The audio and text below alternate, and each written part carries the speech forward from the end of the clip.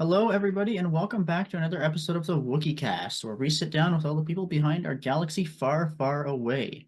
Today, we're joined by Ethan Sachs, who I think you know who he is. You know, he wrote the Bounty Hunter series. He brought Valence back to us. Ethan, thank you for joining us. Thanks for having me. So, for those who actually don't know who you are, which I feel like anyone watching this probably already knows, but who are you? What do you do? That is an existential question. Um, I'm a longtime journalist turned comic book writer. I guess I'm most famous for writing Star Wars comics. Bounty Hunters, Jango Fett, I just started, Galaxy's Edge, Halcyon Legacy, Allegiance, which was a prequel to Rise of the Skywalker, and just living my best life in the Star Wars galaxy. I think that we can all agree that that's a dream everyone has. And you know what? We're all huge fans of your work. You've made a lot of people cry, probably more than a few people scream. But you know what? That's the nature of the business. Yeah, I know it's a little shameless when it comes to that, but I mean, that's half the fun. yeah. So tell us a bit about, what is the process for when you're writing something? Do you have a particular process you follow, or is it just kind of different for each thing you do? I mean, it can be different for each thing I do. I think my process generally is informed by what the project is. Like, so for example, for Star Wars, obviously I have to pitch something first, um, to both Marvel and Lucasfilm. And so usually I know like what characters I'm going to use or like what the general guideline is for like the length of a series or things like that. So like I come up with first like an outline of an idea and then kind of with the editor's help, kind of get it to a place where it's ready for prime time, start the scripts and then work with an artist. So it's kind of like an assembly line. Comics are kind of like an assembly line. Like you start with the writer on one end, and then by the time it gets through the artist, the colorist, and the letterer, it can, it's a kind of like a jam band. Okay. And then by the end of it, all the pieces just kind of mesh together and you have this finished Hopefully, work. hopefully. Is there any stories that maybe you pitched over the years that just kind of didn't pan out or for whatever reason just never really took shape? Yeah, I mean, it's funny because what got me into comics from journalism was a murder investigation into Greedo's story. So yeah, basically, I was working at the New York Daily News for many years, and I was on this sort of geek beat, among other things. And part of it was comics. I knew Joe Quesada, then Chief Creative Officer of Marvel, very well. But for May the 6th, 2016, or sorry, May the 4th, 2016, that important holiday, I had interviewed an actor, Paul Blake, who played Greedo, and he was just so funny. We're talking about like I was 4 years old when the first Star Wars movie came out. I would just we were talking about how, depending on when you saw it, it mattered who shot first. And he was just sort of he was almost like a stand-up comic. He was talking about Greedo's myopic eyes and how he should have been a flower ranger and all this kind of stuff. But he did say in the script it said Han shoots alien. And so I don't know. I couldn't let it go in my head. I thought it'd be really funny to do the murder investigation and sort of frame it like Rashomon, the classic Kurosawa movie based on a Japanese novel, which is basically a murder in feudal Japan, and all the witnesses, including the ghost of the victim, tell a completely different story. And so I thought it'd be kind of fun, and I couldn't get the story out of my head. Went to a New York Mets game with Casada, and I said, "Hey, do you mind if I pitch you a story?" If I just write a spec script and if you like it and publish it, because I'm still a journalist, I will donate the money to charity. I'll be very transparent about it. I just have this idea in my head. I just can't get it out. So it was like, fine, whatever. And not enthusiastic by any means. So I ended up, it was the first script I ever wrote. I um, had read a million scripts, so I kind of knew the format and reached out to Lucasfilm because I had contacts in the media relations department. They put me in touch with Pablo Hidalgo, answered some of my continuity questions, made a script I was quite proud of, and sent it out into the ether. Didn't hear back for weeks. I thought he must have really hated it. Long story short, I came back from visiting my in-laws in Japan. The plane touched down on September 7th and 2016, and I get the email that changes my life with the subject line F Greedo.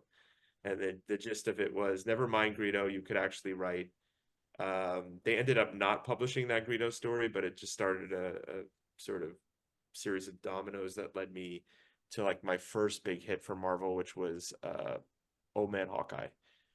I think the editor of that just kind of liked how I folded in Easter eggs in the Greedo story, so it became like a calling card.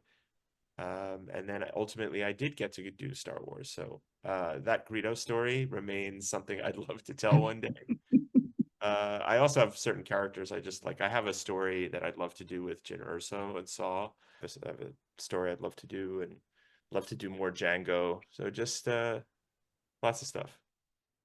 You seem to have a bit of a theme going for the bounty hunters that are just kind of everyone has a love-hate relationship with.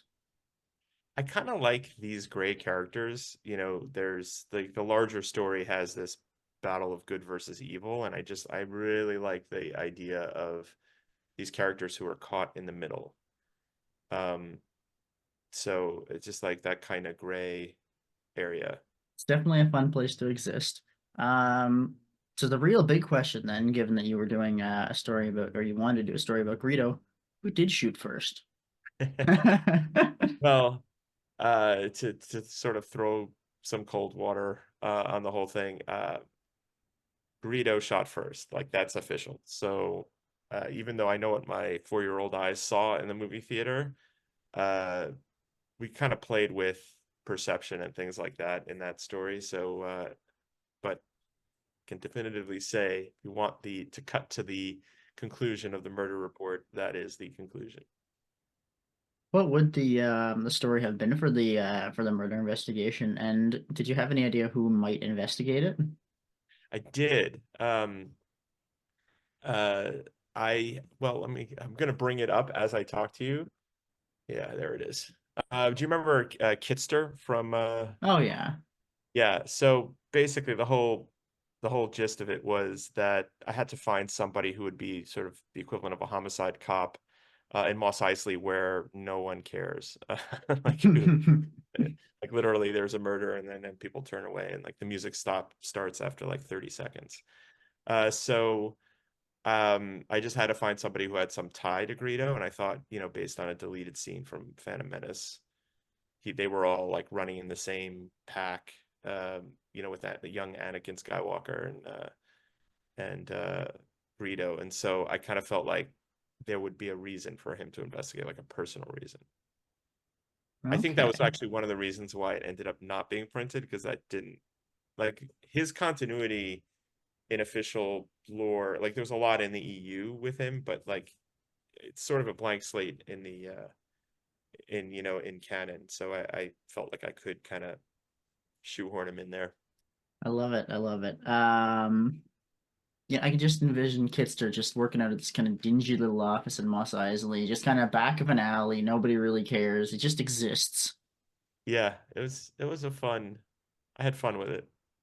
So, in all your writing, is there any maybe particular Legends materials or other canon materials that you've taken specific inspirations from? When I started with bounty hunters, I definitely mined a lot of the tales of the bounty hunters from the book from Oh yeah. 1996, I think. Um, so things like I always looked for little Easter eggs. I loved that I could use Inferno Squad. Like that was kind of a fun thing for me. So I always try to, Tasu Leech was a guy that um was a character that just had a very memorable uh demise in The Force Awakens, and I thought, well, what would he be like young? And so I tried to find characters like that I could use that maybe weren't, sort of strip mined in previous comics. Because comic between Marvel and Dark Horse over the years, there's been such a rich um, legacy of Star Wars. So I always try to find some characters that maybe haven't been used yet.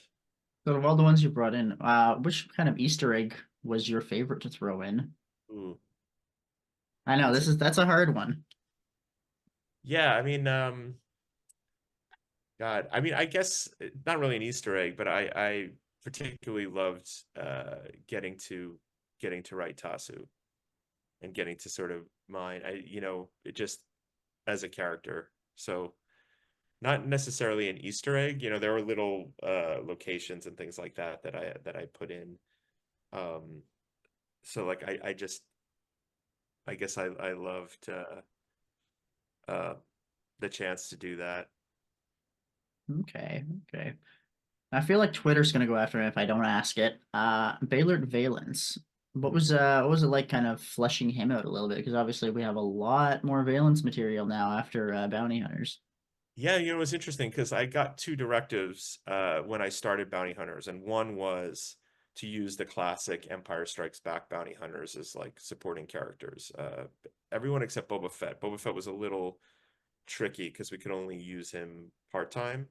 But then the other one was we wanted to elevate Valance to be more, you know, to be the sort of the front of the book, the POV character.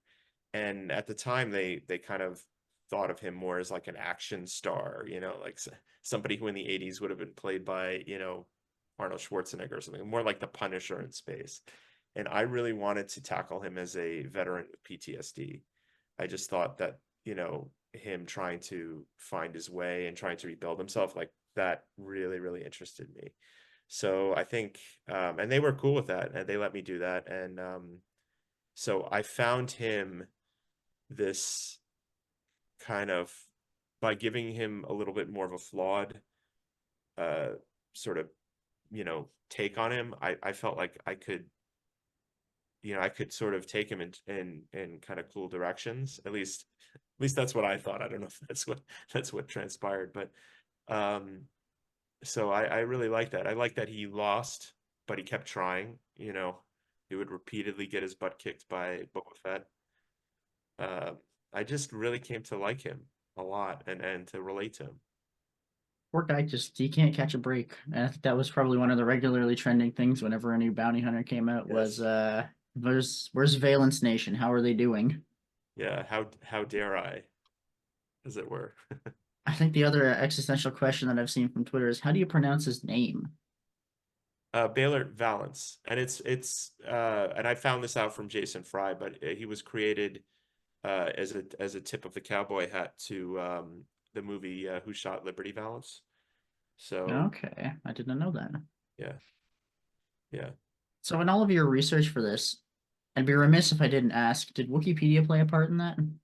Yes, a lot of times for many things. So for starters, when I was looking for Easter eggs, I often needed reference images, and Wikipedia basically is just this treasure trove of finding the most obscure, you know, images from it could be from a panel of a comic book in like the early 80s or a screenshot, you know, and so that alone was great, and it would also reinforce like I could vaguely remember something, but then I would read um you know, the backstory. And because I've loved Wikipedia like long before I got into comic books, it was like just this incredible pleasure to sort of see like various arcs that I've done then get folded into the characters backstory, you know. And so it's like I kind of feel like it's the official, you know, arbiter of history. So yeah, I love it. I use it. I love the Wikipedia presence on social media. Yeah, That's one that I have a lot of fun with. That's always been my goal, is to just kind of give back to the community and try to push a more positive experience because Star Wars has unfortunately no shortage of toxic elements. it does. I just feel like I feel like it's a smaller percentage, but it's a louder percentage. So I do cherish the positive corners of social media fandom, which I honestly believe is more representative anyway of the hearts the hearts and minds of, you know, the global phenomenon. It really is. So in all your research on like using searching Wikipedia, what was the most kind of random fact you found that you were not expecting? The most random fact I found. Wow, I have to really think about it. I think I was looking for certain kinds of spaceships. So like the TIE, I think TIE Defenders. I wouldn't say it was random, but I just like learned so much, and that actually colored the way I handled I think it was issues 18 and 19. So yeah, it made a big difference. So now that we also have now we've just gotten the story trailer for Outlaws. Have you had a chance to check that out yet? I've just seen some stills. I have not yet had a chance. But I did notice Dengar, which I'm glad that guy just kind of keeps turning out. Just wondering if you're gonna catch that. And is there anyone that you maybe want to see in it? I mean, I would love to see some of the, I would love to see Valence. I would love to see some of the crew that Paolo and I brought into this world. The Tongas and Loshas. I just be completely frank, I have no idea what's in there and what isn't. So I don't have any expertise. And I'm just grateful that there's more and more media uh covering this part of the galaxy. I just think as cool as Jedi are and as cool as Sith are, there's just something kind of special about those sort of that street level, those street level stories. I think something that often gets overlooked, and you have these giant stories of good versus evil, Jedi versus Sith, but there's just so many common people that they're just trying to live their life and not get swept up in this war. Yeah. What sort of advice would you have for someone who is looking to get into the industry, either as a writer, maybe an artist, or even something as simple as doing like variant covers? So, I mean, the first thing I always tell people is don't look for to start with Spider-Man or Batman or Star Wars. You really have to show like what you can do with your own stories or your own art. And the great news is there's just more and more there are more tools nowadays to sort of be able to, whether it's write and draw a sequential story and then post it online or things like that. Because really, you have to develop a body of work that shows that you can tell stories in this medium, and that's whether you're a writer or an artist. Certainly, if you're interested in being a cover artist, it's less about the sequential storytelling and it's more about can you capture a story in a single captivating image. And like the more you can do and showcase it, the more likely it is that Marvel or DC or someone else will come calling at some point. Unfortunately, there's no way to skip from A to B. Like there's no way to say like I have the greatest Star Wars story, I want to develop it and I'll bring it to Lucasfilm. Like they're not able to read it for legal reasons. Yeah. So like I think you just really have to work on yourself as a storyteller first. My way that I got into the industry is just not the norm. I kind of lucked in, but it was also because I spent 20 years in journalism and I had those connections and I showed that I could write in journalism. And so people knew me. And so like when I got this weird shot, I was able to walk in that door. Um, most people sort of show what they can do with their own story, like independent stories, and it could be like a 10-page story, a 20-page story. Um, that is the way to do it. The good news is people do enter the industry. You know what I mean? It's not the door is not closed. It's just a hard journey to get into that door. Yeah, especially when you have so many people who want to get into that industry. Yeah, There's definitely no shortage of people that want to write Star Wars. yeah, 100%. So out of everything you've written, do you have any particular favorite stories, favorite arcs? Maybe, what was the top three favorite things you've written? For Star Wars in particular. Star Wars or anything. Well, I'm very partial to this book that I wrote with my daughter, A Haunted Girl, recently. It's inspired by her ongoing battles with depression and a previous battle with suicidality, and it's kind of seems to resonate with a lot of people going through similar mental health struggles. I'm also like uh, I love the last issue of Bounty Hunters 42. I just it landed exactly how I wanted to. We were able to bring Paolo Villanelli back for sort of a coda, which we could sort of wrap up a lot of the stories that the way we wanted to. So that was kind of special. What else? I loved issue 30, I think it was 32. Um, the or 33? No, 32. It was where we could sort of do a Zuckuss origin story.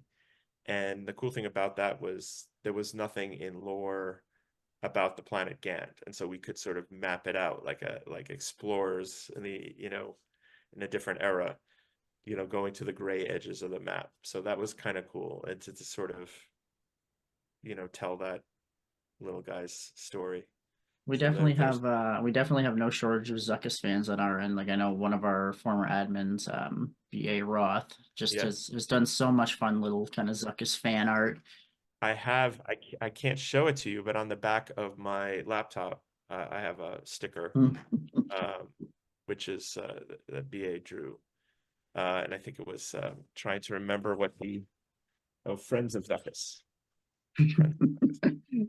I remember seeing those floating around. Yeah, I have one on my laptop. So would you have any sort of final thoughts or words of wisdom for if you were to scream anything into the void, what would that advice be?